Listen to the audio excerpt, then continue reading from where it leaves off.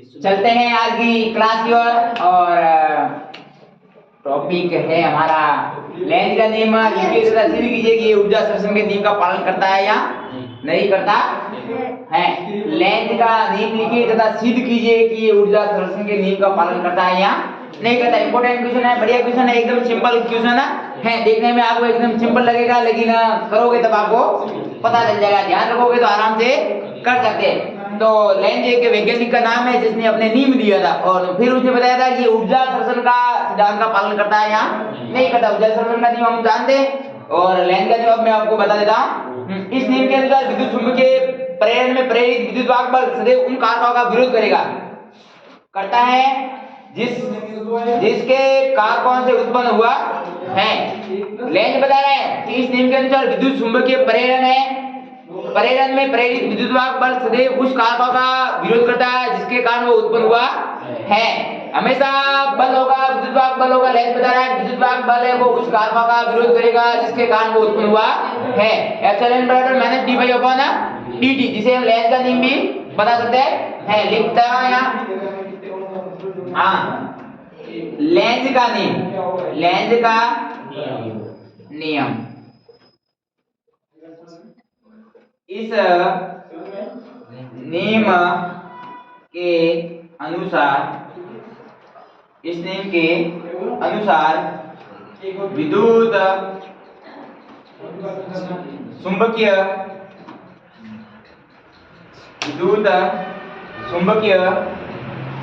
प्रेरण में प्रेरित विद्युत चुंबकीय में प्रेरित विद्युत बल सदैव उन कारकों का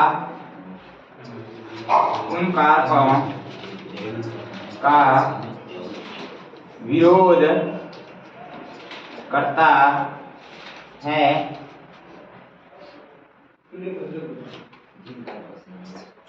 जिन कारकों से उत्पन्न हुआ है। हाँ, लेंज बता रहे हैं कि इस नियम के अनुसार विद्युत चुंबकीय प्रेरण में प्रेरित विद्युत बल सदैव उन कारकों का विरोध करेगा जिनके कारण वो उत्पन्न हुआ है। और लेंज बराबर माइनस डी बाई बटे dt। इस नियम से प्रेरित धारा की दिशा ज्ञात की जा सकती है। और इस नियम से हम क्या ज्ञात कर सकते हैं? इस नियम से प्रेरित धारा की दिशा ज्ञात कर सकते हैं, दिशा ज्ञात की जा सकती है। और दूसरी बात है कि लेंज के नियम से प्रेरित धारा की दिशा ज्ञात कर सकते हैं। दिशा कैसे ज्ञात करेंगे? अब हम पढ़ेंगे भी दिशा ज्ञात कैसे करेंगे। एक नंबर में पढ़ लेना,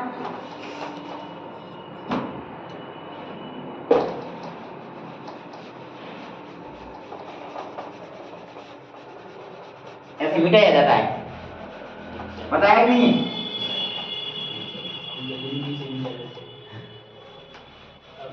ऐसे ही मिटाना है, आराम से मिटाना है, ऊपर से नीचे यूं यूं मिटाना है, ऐसे ऐसे नहीं मिटाना है। कैसे miटाना है?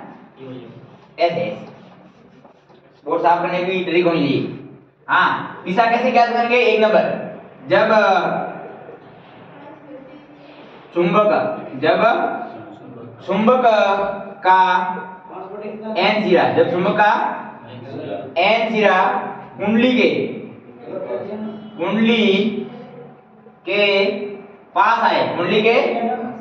पास आए, तो प्रेरित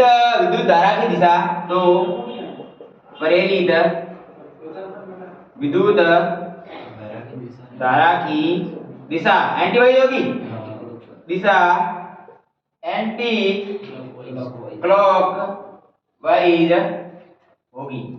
क्लॉकवाइज होगी, चित्र बना ला, फिर मैं आपको समझा देता हूँ। ये हमारे पास में चुंबक है, ये सिरा S है, ये सिरा N है, और ये हमारे पास में क्या है? कुंडली है। क्या है? कुंडली है। वो बता रहा है कि अगर चुंबक का N सिरा कुंडली के पास जाएंगे, चुंबक का N सिरा किसके पास में जाएंगे? कुंडली के पास में लाएंगे तो हमारे पास में जो विद्युत धारा प्रेरित विद्युत धारा की दिशा होगी वो एंटी क्लॉकवाइज होगी। कैसे होगी? एंटी क्लॉकवाइज, मतलब घड़ी की दिशा की ओर, कि घड़ी की विपरीत दिशा की ओर होगी, घड़ी की विपरीत दिशा की ओर होगी, एंटी क्लॉकवाइज होगी। पहली बात तो ये है कि जब चुंबक का एन सिरा जब हम कुंडली के पास में लाएंगे तो विद्युत धारा की दिशा, जो प्रेरित विद्युत धारा की दिशा होगी वो कैसे होगी? एंटी क्लॉकवाइज होगी, घड़ी की विपरीत दिशा में होगी। दूसरी स्थिति में क्या बताना है? दूसरी स्थिति में हम यदि एन सिरा कुंडली से दूर जाए तो प्रेरित धारा की दिशा होगी वो कैसे हो जाएगी? क्लॉकवाइज। कैसे हो जाएगी? 2 नंबर, यदि एन सिरा कुंडली से दूर जाए तो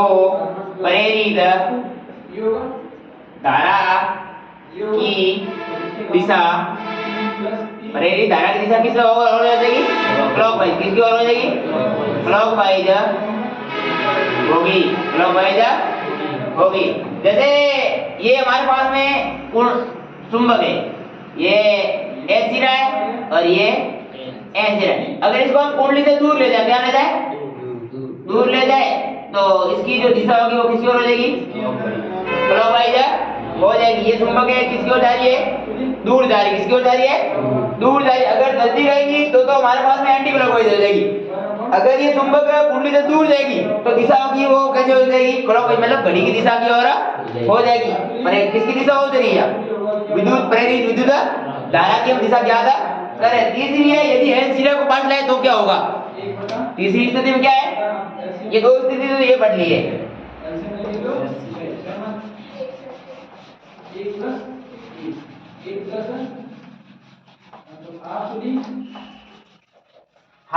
तीसरी है कि यदि एन सिरा कुंडली के पास आए तो प्रेरित धारा की दिशा होगी वो किसकी ओर हो जाएगी? क्लॉकवाइज हो जाएगी। कैसी हो जाएगी? क्लॉकवाइज हो जाएगी। यदि एस सिरा कुंडली के पास आए तो प्रेरित धारा की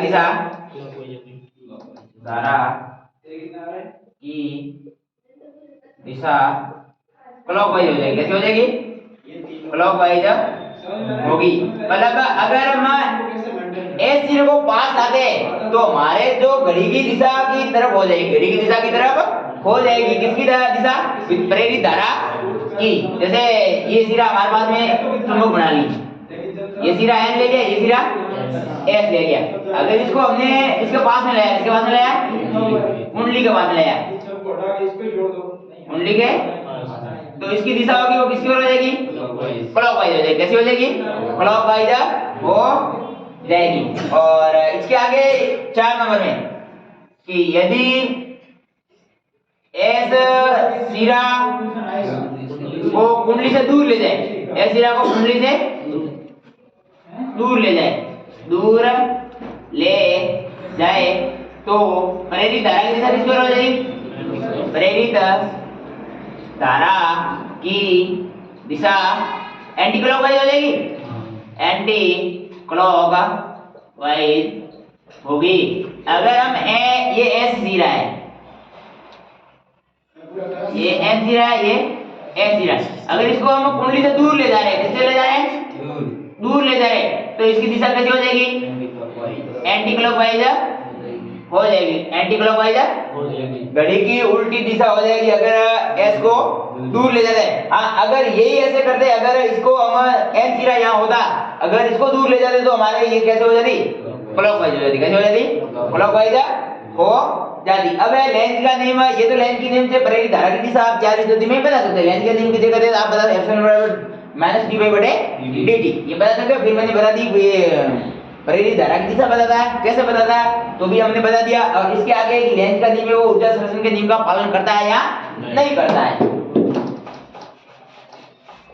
यहाँ तक हमारा पूरा हो गया, सिद्ध कर लिया है। अब हम पढ़ेंगे कि ऊर्जा संरक्षण के नियम का पालन करता है नहीं करता। मुझे पता है ऊर्जा संरक्षण का नियम आपको आता है। ऊर्जा संरक्षण का नियम क्या था? हाँ, ऊर्जा संरक्षण के नियम के अनुसार ऊर्जा को हम न तो उत्पन्न कर सकते और नहीं नष्ट कर सकते, बट ऊर्जा को एक रूप से दूसरे रूप में हम स्थानांतरण कर सकते हैं। ये ऊर्जा संरक्षण का नियम है। हाँ, अब हमारे पास है लेंज का नियम व ऊर्जा संरक्षण का नियम। लेंज का नियम व ऊर्जा संरक्षण का लेंज का नियम व ऊर्जा संरक्षण का नियम।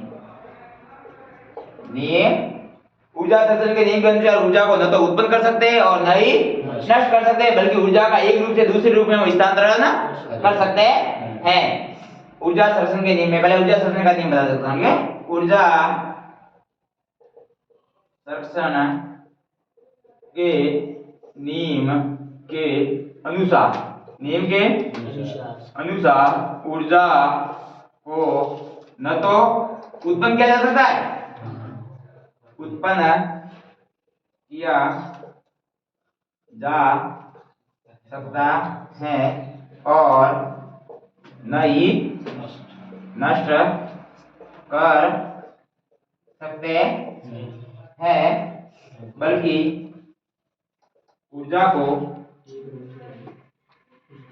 को एक रूप से दूसरे रूप में स्थानांतरित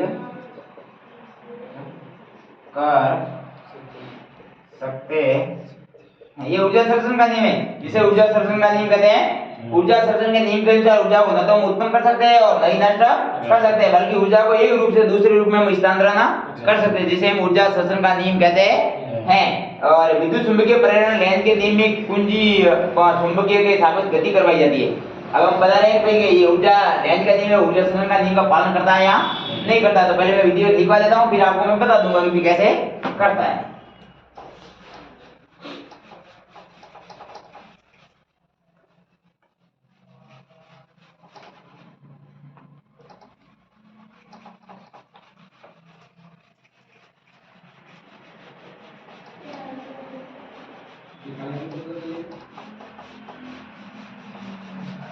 हाँ, विद्युत चुंबकीय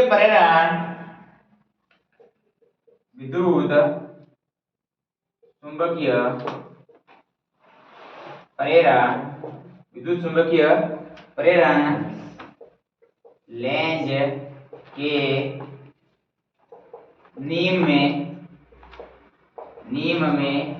क्या लगा लगेगा? कुंजी व चुंबक के सापेक्ष गति करवाई जाती है। कुंजी व चुंबक के सापेक्ष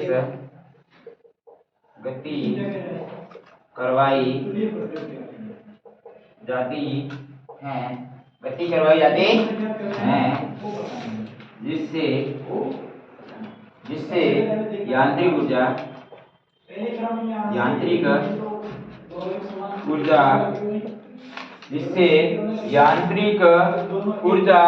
खर्च होती है, जिससे यांत्रिक ऊर्जा खर्च होती है।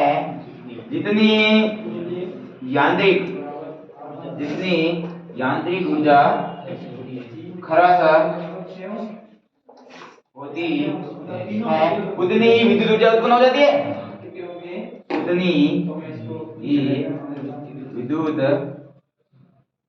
ऊर्जा उत्पन्न हो जाती है अथवा खर्च यांत्रिक शक्ति व विद्युत शक्ति कैसे होती है? बराबर होती है। अर्थात खर्च यांत्रिक शक्ति व विद्युत शक्ति बराबर होती है। जितनी हमारे पास में विद्युत शक्ति उत्पन्न होगी, उतनी हमारे पास में यांत्रिक शक्ति बराबर होती है। वो बता रहा है विद्युत चुंबकीय प्रेरण में अगर लेंज के नियम से हमें ऊर्जा संरक्षण के नियम का सिद्ध करना है, तो वो बता रहा है कि विद्युत चुंबकीय प्रेरण में लेंज के नियम में कुंजी एक हमें क्या लिए? कुंजी और चुंबक के सापेक्ष हमने एक दूसरे के सापेक्ष क्या करवाई? गति करवाई है, जिसमें यांत्रिक ऊर्जा खर्च होती है। अगर गति करवाएंगे तो भाई दो यंत्र लिए तो यंत्र द्वारा यांत्रिक ऊर्जा खर्च होगी, तो यांत्रिक ऊर्जा खर्च होती है। जितनी यांत्रिक ऊर्जा खर्च होती है उतनी हमारे पास में क्या उत्पन्न हो जाती है? विद्युत ऊर्जा उत्पन्न हो जाती है। अर्थात खरस यांत्रिक ऊर्जा यांत्रिक शक्ति वहां होती है, विद्युत शक्ति के क्या होती है बराबर में होती है। अब दोनों शक्तियां बराबर में, क्योंकि जितनी यांत्रिक की ऊर्जा खत्म हुई है उतनी की उतनी विद्युत उत्पन्न होगी है। तो जो जितनी हमारे पास यांत्रिक की शक्ति थी उतनी की उतनी विद्युत ऊर्जा की भी शक्ति आ जाती है। विद्युत चुंबकीय प्रेरण में प्रेरित विद्युत शक्ति का मान विद्युत शक्ति का सूत्र से अब हम इसको ज्ञात कर सकते हैं। ठीक है, विद्युत चुंबकीय प्रेरण में विद्युत चुंबकीय प्रेरण में प्रेरित विद्युत शक्ति का मान विद्युत शक्ति के सूत्र से विद्युत शक्ति के सूत्र से। अब विद्युत शक्ति का सूत्र P बराबर क्या मानते हैं? F मानो हमने मान लिया यहाँ पर P1, ठीक है। इसे समीकरण क्या दे दिया? 1 दे दिया। क्या दे दिया? 1 दे दिया। अब हम लगा लेंगे विद्युत वाहक का बल का सूत्र, विद्युत वाहक का बल का सूत्र।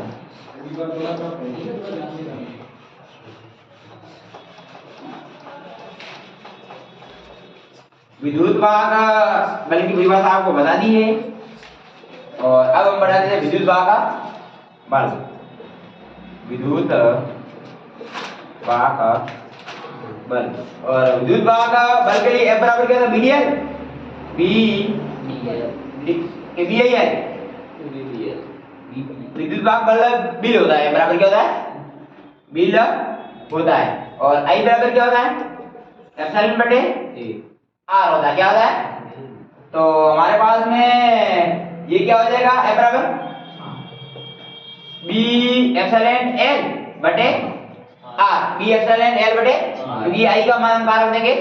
I की जगह रख देंगे। और गतिज विद्युत वाहक बल का सूत्र गतिज विद्युत वाहक बल का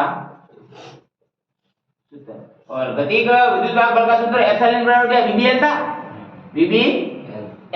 और अब हमारे पास में यहाँ से VBL, तो एप्सिलॉन बराबर क्या हो जाएगा?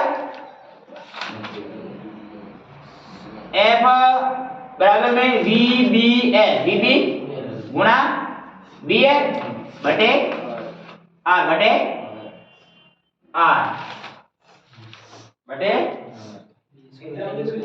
R। ये समीकरण कौन सा दे देंगे? समीकरण 2 दे दे। एक बार B ये हो जाएंगे B स्क्वायर L स्क्वायर बटे इसके बराबर में इसे समीकरण क्या दे देंगे? 2 दे देंगे। समीकरण 1 और 2 को अब हम क्या कर लेंगे? हल कर लेते हैं।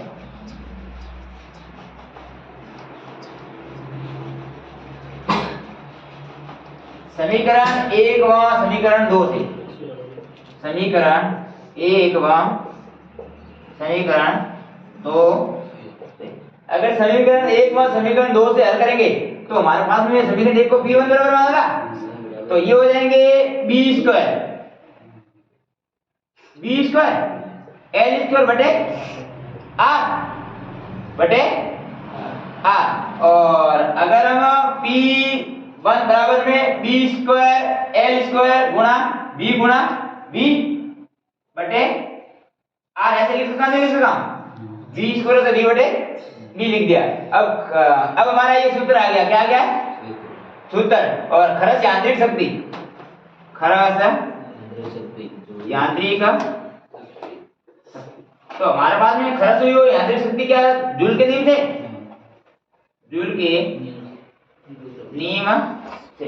और जूल का नियम हमारे पास में हमने ये ऊपर वाला P1 माना था, जूल के नियम बराबर क्या मानेंगे? P2 शक्ति मानेंगे। क्या मानेंगे? I square R dt।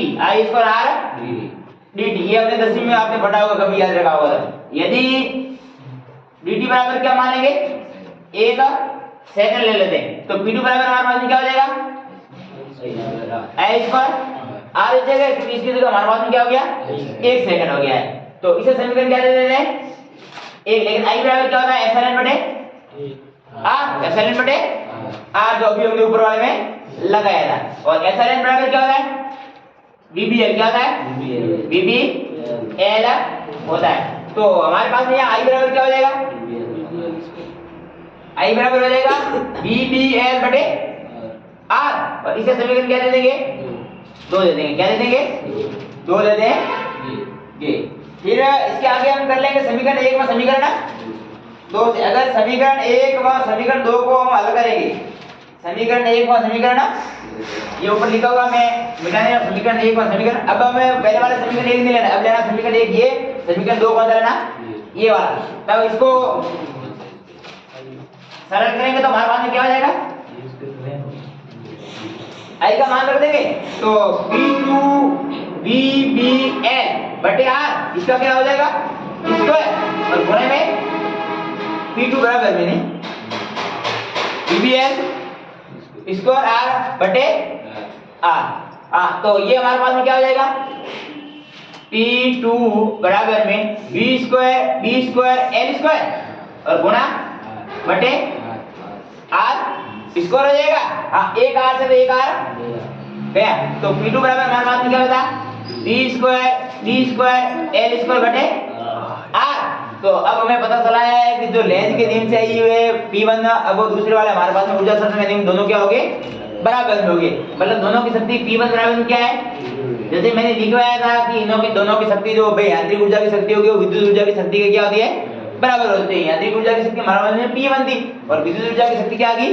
P2 आ गई। ये दोनों आपस में क्या है? बराबर में हैं। तो इसका मतलब ये है कि ऊर्जा संरक्षण के लेंज का नियम है वो ऊर्जा संरक्षण के नियम का पालन करता है।